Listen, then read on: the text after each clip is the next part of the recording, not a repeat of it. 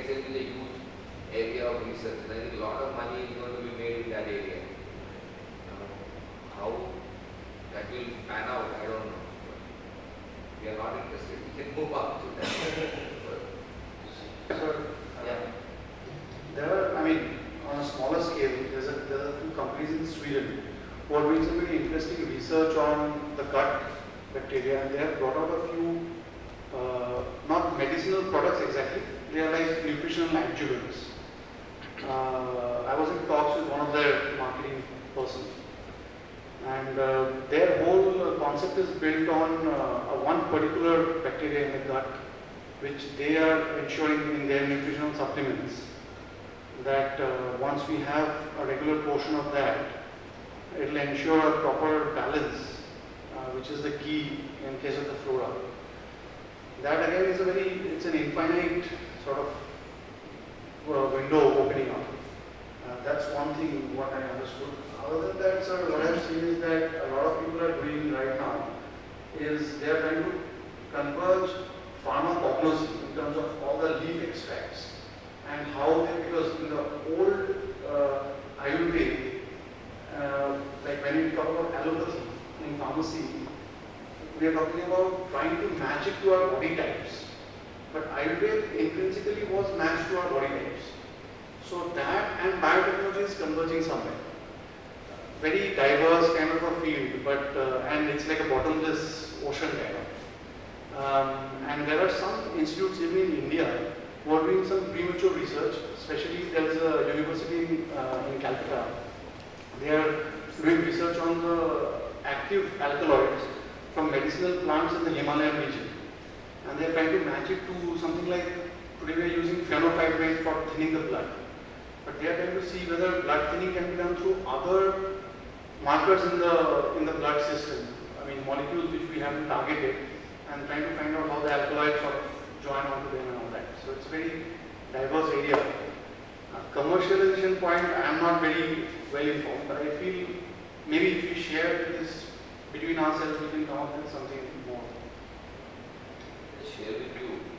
My thinking on this is, I think if you go to the Ayurvedic doctor, the best doctor is somebody who tells you, don't tell me what to have. Just give me your hand and I will tell you what your problem is. And when he is able to diagnose it correctly, that means he is a good doctor. Now, my gut feeling is hydroponics, where you are able to control every input which the plant takes, temperature, minerals, nutrients, bacteria, everything. You may see hydroponics, medicinal plants, and connected to Ayurveda as a complete ecosystem to be able to treat people. So if you really have knowledge of, as you rightly said, what is the cause effect happening and what are the cures, and then if you integrate backwards into manufacturing that, and maybe even suppose we talk about Sanjeevani growing only on Himalaya. Now we don't know whether that requires less oxygen, that requires more UV. So now we can reproduce UV to match, let's say, 11,000 feet of Leh Ladakh. We can match the cold conditions, what you really require. So today, engineering allows you to do a lot of interesting work which used to happen naturally. You might actually be able to productionize the allopathy, the medicinal plants to a product. I think even homeopathy, to a great extent. Anybody who gets into that whole game of sort of medicinal or well-being, so right from, I would say, wellness foods to medicines to homeopathy, the whole integration can happen. And I think I have seen it first hand. Like we went to one doctor in Bombay, and this guy was so popular, you had to wait for like 4 hours. And when he treated, he actually gave allopathy, homeopathy and Ayurveda, all three combined. And the problem was gone on the 8th day. That was amazing. But he had specialized in all three. So I am sure that many people globally will have a head on this because I think bulk of the knowledge still exists in India. I think we should, if you really, anybody has a thought process in that direction and has ability to invest, but that is something which can be done. There is a lot of potential, particularly secondary metabolites, which are produced by some of the plants. And we have to alter their genes by use of various bacteria like agrobacterial chromoprescience, agrobacterial residences. They fuse the genes with plants, and these plants produce more volatile compounds like secondary metabolites, and these secondary metabolites are the main source of drug. So it may be hairy root culture or it may be any type of culture. We can produce any controlled conditions like in small bottles also. What he is saying that the specific alkaloids could be produced out of that. They can be the raw material for that.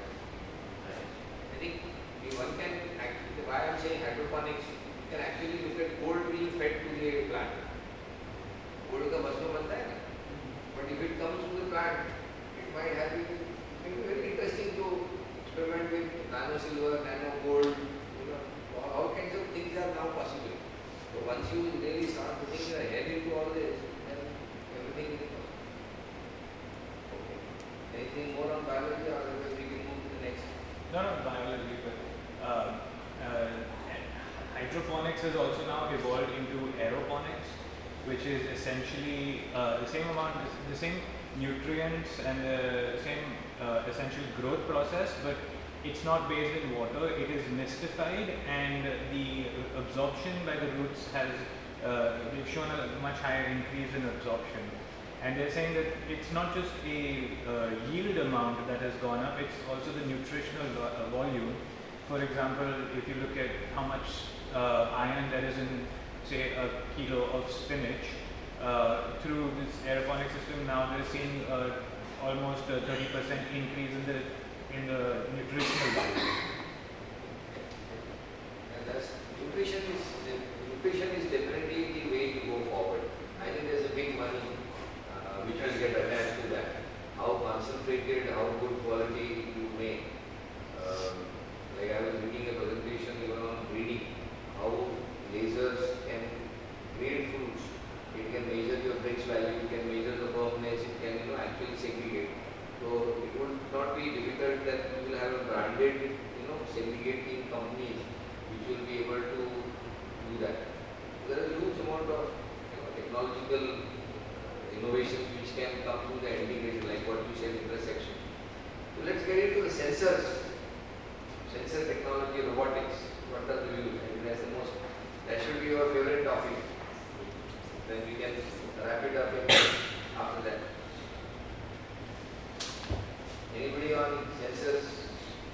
I think the first day I gave a statistic that we are today at 12 billion sensors globally, and we are looking at again like 12 trillion sensors in next 15 years time or 20 years time. IBM is leading the way in sensors. So that's where the whole, I think, automation and sensor technologies and building sensors cheaply, is going to be the key. Whether it is anything to sense. I think this the field of autonomous driving, where cars are going to drive themselves, that field is completely filled up with sensors, and that's an exciting upgrowth sector.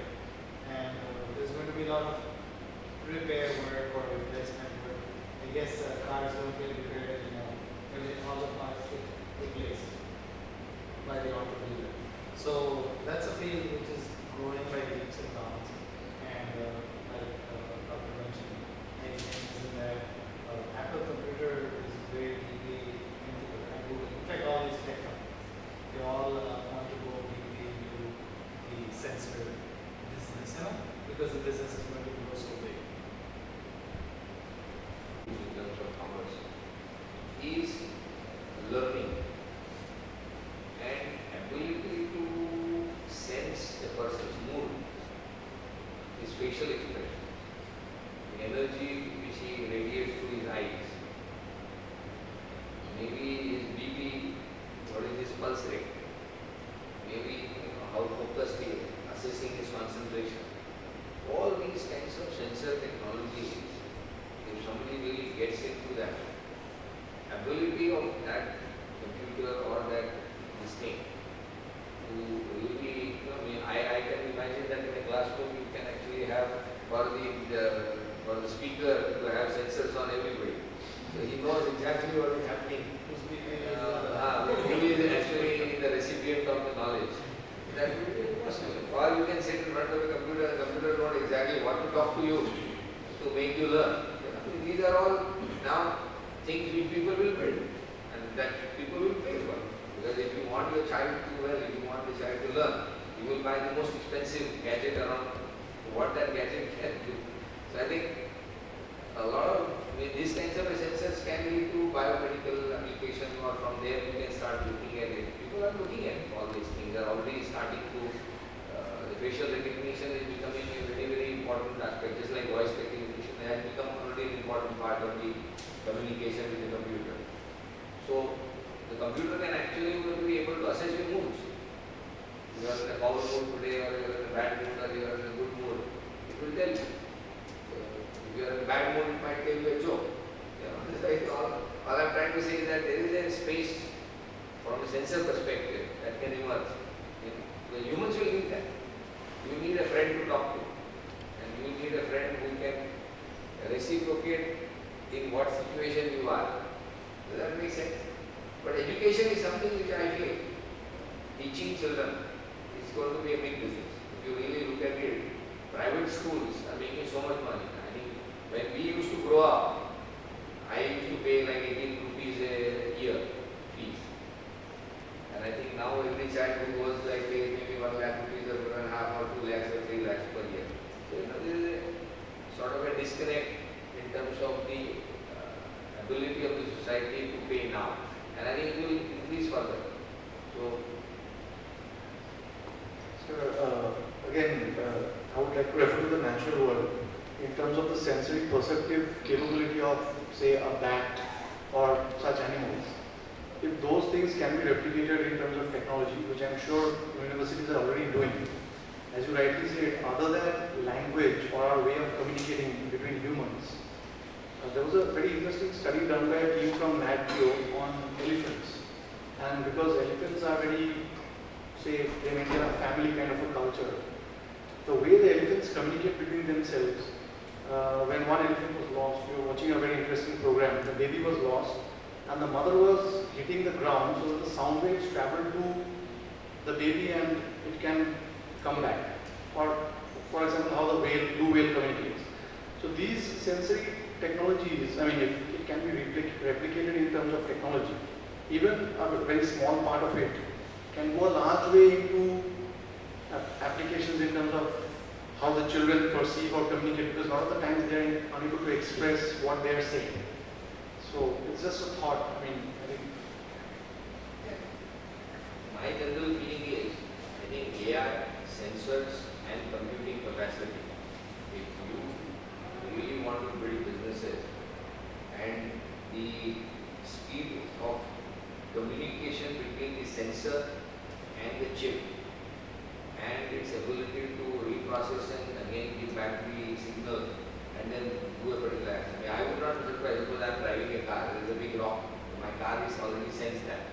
It already knows that it needs to pump my, sort of a shock absorber.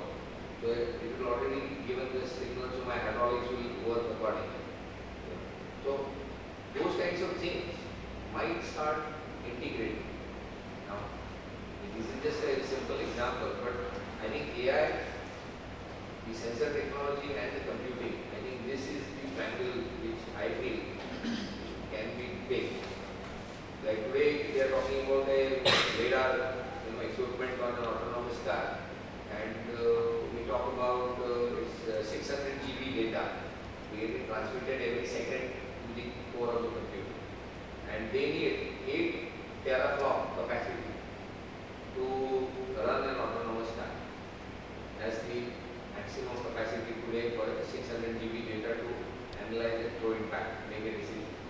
Now tomorrow, if you start accelerating, that means you are starting to drive at 400 kilometers instead of 70 or 100, you will need much faster, much more ability to sort of measure at a longer distance and react much quicker. So then these things are possible. So I think sensory technology, how far it will go, where it will go, I think limit is not there. But that's where the money would be. I think integration, Indians are very good at integration. And I think you can actually look at building businesses wherever there are 5 different technologies coming in. Like I always say, computers, we had a natural genetic advantage. 1 Indian is equal to 10 Japanese. 2 Indians are equal to 1 Japanese. And 10 Indians are equal to 0 Japanese. That's the typical truth about us. But we as an individual are magnificent when we are able to integrate ourselves. We are really good at that. And I think all of you should look at the strength of Indian labor, and if you can really push that aspect of ability of a person to do the interconnectivity and create wealth. Like software industry today is built only on that one guy sits on computer and he runs through. He doesn't need another person to do it. So does that make sense? Yeah. So we need to analyze our own what, where we are taking. Unless and until you want to set up factories abroad, then it is a different story. But at least at this point of time, if you want to start in Baroda, then that would be the way. On AI, anybody wants to say anything before we conclude?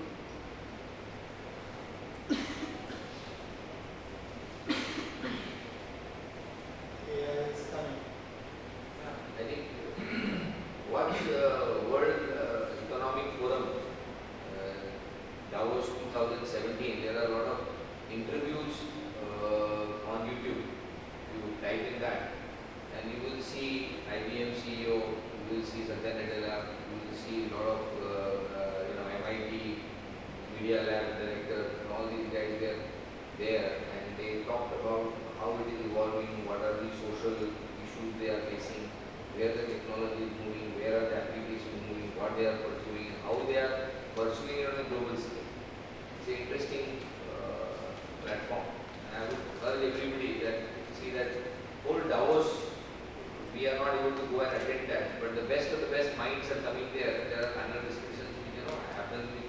So interesting sort of insights you can all get in terms of where the economics is going, why it is going, where the technology is moving, why it is moving, and what are the social issues, political issues, everything. It's all about economics.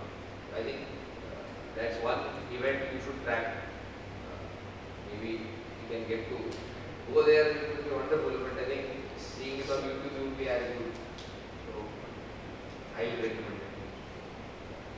Well, I don't think anyone doubts that AI is going to be a large part of 2040. The likelihood that we are going to be pushing that boundary is, in my opinion, really low. There was about 5 years ago, there was a wave of big data, and about 2.5 years ago was the wave of machine learning. And today in the tech space, it is all about AI. But the thing is that most of the traditional brick and mortar businesses have not really ridden those waves, and unfortunately it is a requirement for the next level of evolution. Unless there was big data, there was no machine learning, there was no pattern, there was no data to analyze to identify patterns. And then identifying patterns and then creating predictive models is what AI is good at. So unless we get on board with the fact that in the traditional manufacturing, in an economy which is more traditional manufacturing, unless we get on board with the fact that we have to collect data, we have to learn how to interpret that data, how to spot patterns, and then teach machines how to how to spot those patterns for us, and then not only spot the patterns but then start analyzing what are likely trends to come up, we are going to fall behind, and we are going to fall behind at the rate at which Moore's law is being applied to technology. So the further behind we get, the harder it is going to be for us to catch up, and not linearly. It will be exponentially difficult for us to keep up with it.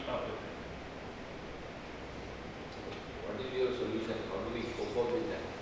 You see, you need to be smarter than them. That your difficulty, you need to overcome that. So what is the solution?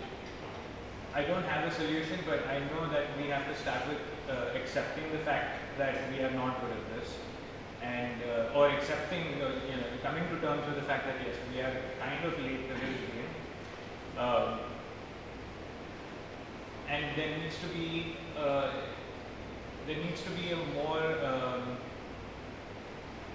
a higher level of willingness to adopt. There is a